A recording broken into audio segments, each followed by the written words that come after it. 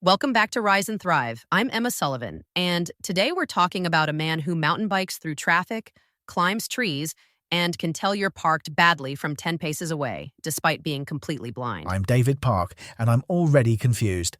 How does a blind person know about bad parking?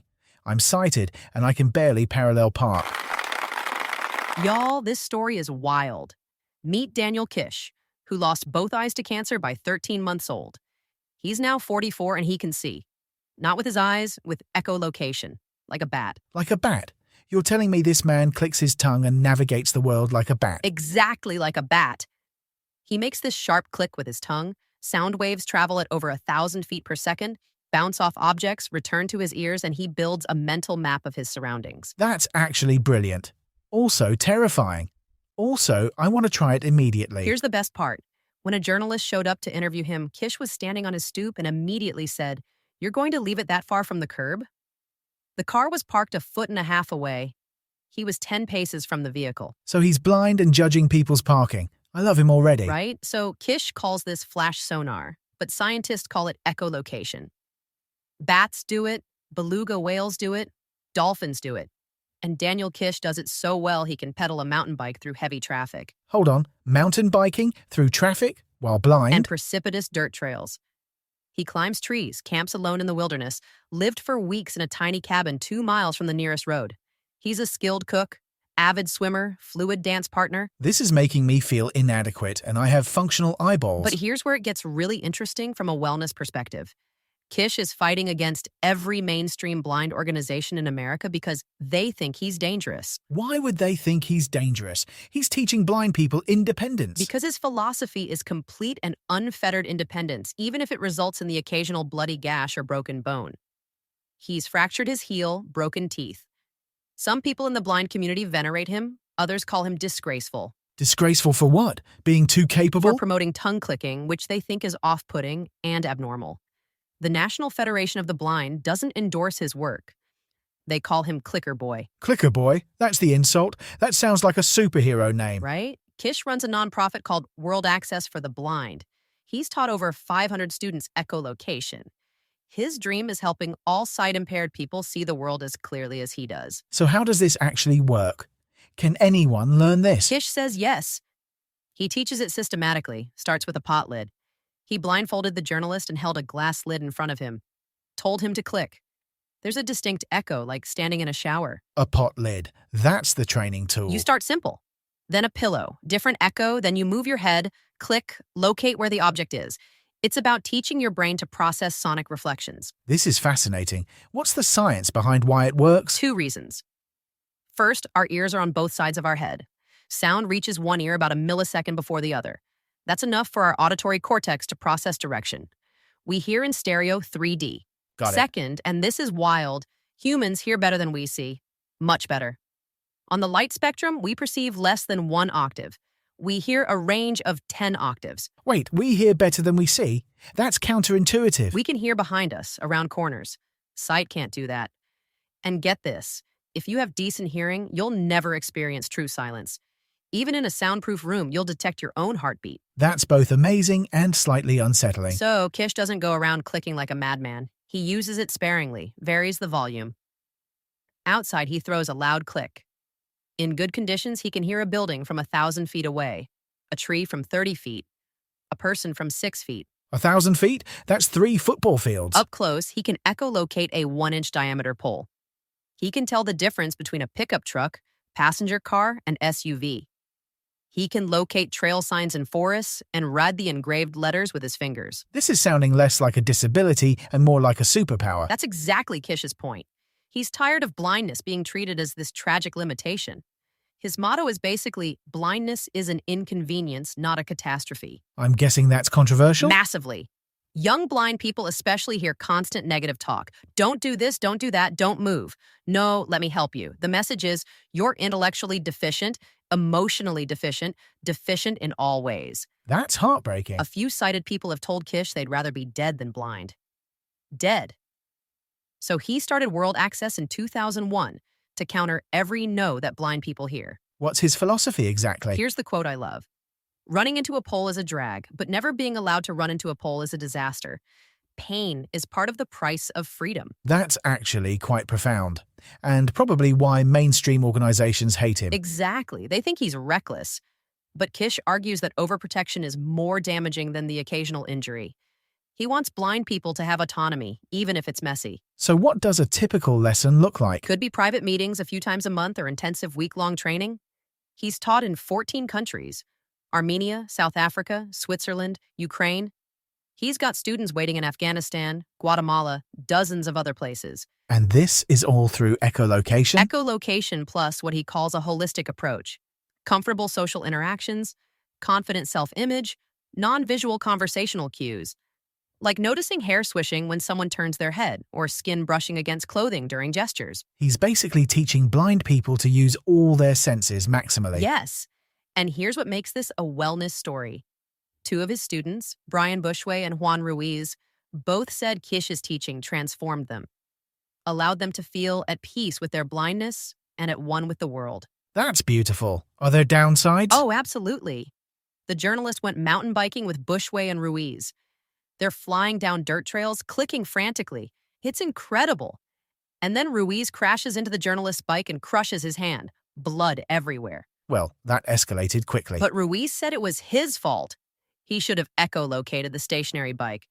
And they finished the ride with Ruiz using one hand. That's the philosophy. Injuries happen, you deal with it, you keep going. I'm torn between thinking this is inspiring and thinking this is slightly insane. It's both. But consider the alternative. One student, Sebastian, was 15 when Kish met him. Rarely left his bedroom, little interaction with the outside world. After 3 years with world access, he skateboards, ice skates, has friends and a busy social life. That's transformative. His mother said it was an awakening. He believes he can do anything. To see Sebastian as a normal child. And then she couldn't finish the sentence before crying. Okay, now I'm getting emotional. Y'all, if you're finding this story as incredible as we are, please like and subscribe to Rise and Thrive. Now let me tell you about Kish's personality because he's fascinating. He removes his prosthetic eyeballs casually, like taking off glasses. Says they get gummy. Just wipes them with a cloth and pops them back in. That's delightfully matter of fact. He has this odd, almost foreign accent. Bouillabaisse of Canadian, British, and Los Angeles. Says it's from traveling. He's very particular. Don't call him Dan, he's Daniel. He sleeps 2 hours twice a day. Stays up all night doing logistics. 2 hours twice a day. That's a very specific sleep schedule. He lives alone, plays Celtic hymnal music, and describes his constitution as that of Grizzly Adams. He once bought a cabin in Angeles National Forest, 12 by 12 feet, built in 1916, and lived there for weeks at a time. A blind man living alone in the wilderness. That's commitment to independence. He explored for miles without meeting another soul, taught himself tricky winding trails, crossed rushing streams on slippery stones. He said his biggest barrier isn't blindness, it's people, especially sighted people. That's quite a statement. He's never had a girlfriend or boyfriend. When asked why, his response was 3 words: lack of interest. The cabin burned down in 2007. Wrong materials in the chimney.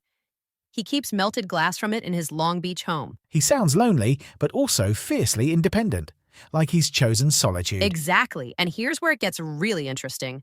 Kish has this idea that could change everything. He wants to make humans more like bats. I'm sorry, what? Bats are echolocation masters. They fly in complete darkness, navigate around thousands of other bats, nab insects 1 millimeter wide. They've evolved perfect mouth shapes and ear rotation for echolocation. Right, but humans aren't bats. But bats have tiny brains. Just the auditory cortex of a human brain is many times larger than an entire bat brain. Humans can process more complex auditory information than bats. We just need artificial boosts. What kind of boosts? 2 things. First, a way to create bat-like ultrasonic sound waves. Second, a way to hear those waves. Kish worked with Leslie Kay, Cold War underwater sonar guy who created the K sonar. What does that do? Flashlight-sized machine that attaches to a cane, emits ultrasonic pulses, translates them into tones humans can hear through earphones. Kish says flowers sound soft, stones sound hard and crisp. It represents the environment as music. The world is music. That's poetic. Problem is range. K sonar detects a postage stamp from 15 feet, but not a barn from 30 feet. Kish believes with $15 million in 5 years, blind people could essentially mimic bats. What would that look like? Next generation K sonar with nearly limitless range. Surgical inner ear microphone implants that increase hearing tenfold. Combine them and blind people could take up tennis. Tennis! That's extraordinary. Why isn't this happening? Money. Kish says it's virtually impossible to gather funding for experimental devices for the blind. The blind population is seen as a lost cause. His patience is running thin. That's devastating. So what's he doing now? He dreams about rebuilding his cabin, playing music, writing, letting the new generation of echolocators take over.